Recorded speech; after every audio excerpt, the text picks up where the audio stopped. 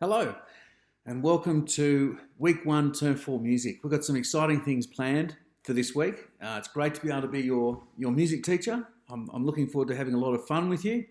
I love music. I play a few different musical instruments, and music's been a big part of my life, as well as being a teacher.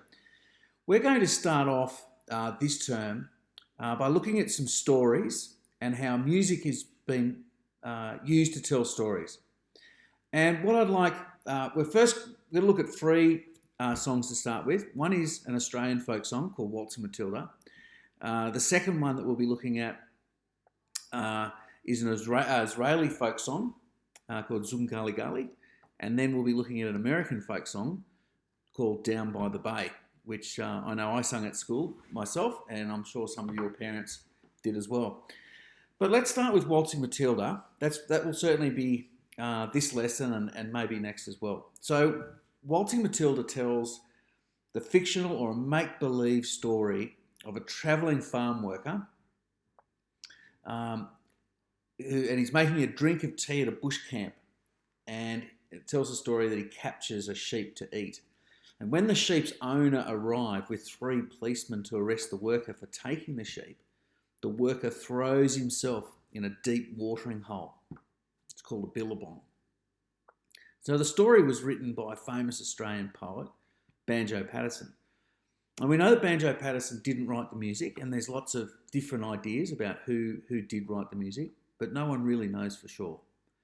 And Waltzing Matilda is a really famous song, and even has its own museum in a town called Winton, up in Queensland. So here are some words that you need to know as you listen to the song. All right, you may not be familiar with them, you might be. So jumbuck is an Aboriginal or pidgin, what's called a sort of half Aboriginal, half English word for sheep, meaning jump up, jumbuck. So sheep. Trooper is a policeman. A billy is a tin pot for boiling water. Squatter is the farmer who owns the sheep. A billabong, as we said, was a deep watering hole that has fish and there's bird life, maybe some crocodiles. And this particular water hole or billabong was along with the Diamantina River, which is a big and very famous river in Queensland. Coolabah tree is a type of eucalyptus tree, a type of gum tree that grows in Australia. And Waltzing Matilda it's a phrase, or Waltzing Matilda, when people say that, it's slang for walking, a travelling farm worker having to walk from town to town looking for work. So if someone was Waltzing Matilda, they were going from town to town on foot looking for a job. And a swagman is someone who travels from town to town carrying a swag, like a mattress rolled up in some canvas to keep it dry. Okay, so on the first link that I've got there under activity 1, it's can you recognise the verse and chorus of this song? And I'd like you to listen to the first version of Waltzing Matilda. It's by a very famous Australian guitarist called Tommy Emmanuel. And I also hope that you can just close your eyes or even open your eyes and watch him play.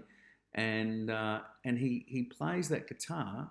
One of the amazing things about Tommy Emmanuel is he can make it sound like 2 people are playing a guitar each, where it's just him playing it. So I hope you enjoy his version of it.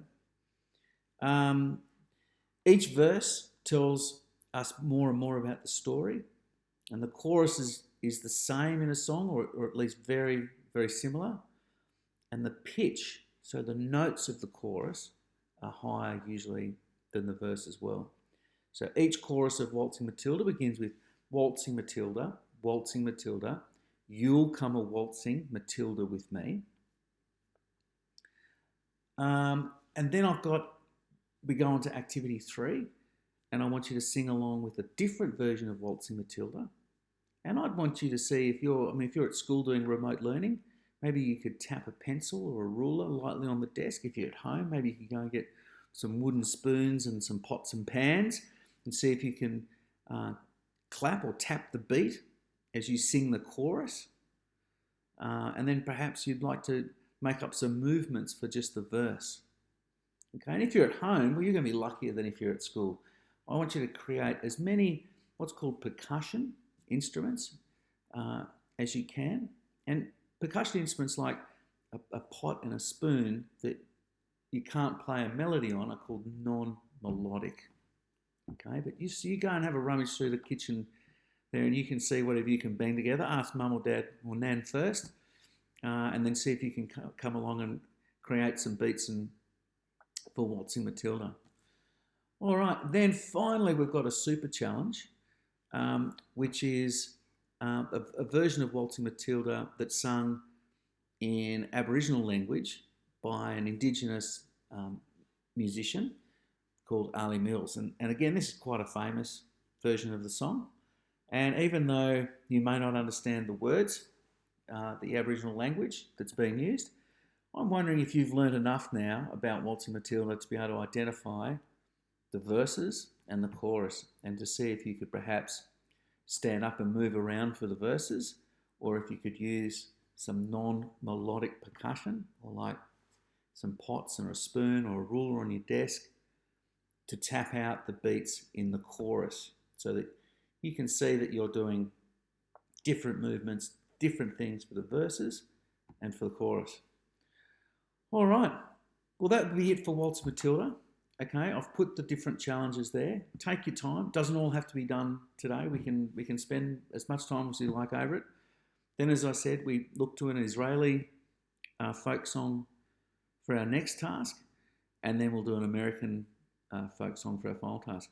All right, hope you enjoy it, and post some feedback. Let me know how you're going, what you're struggling with, what you're enjoying on Seesaw. Okay, well done. Thank you. Bye. Have fun.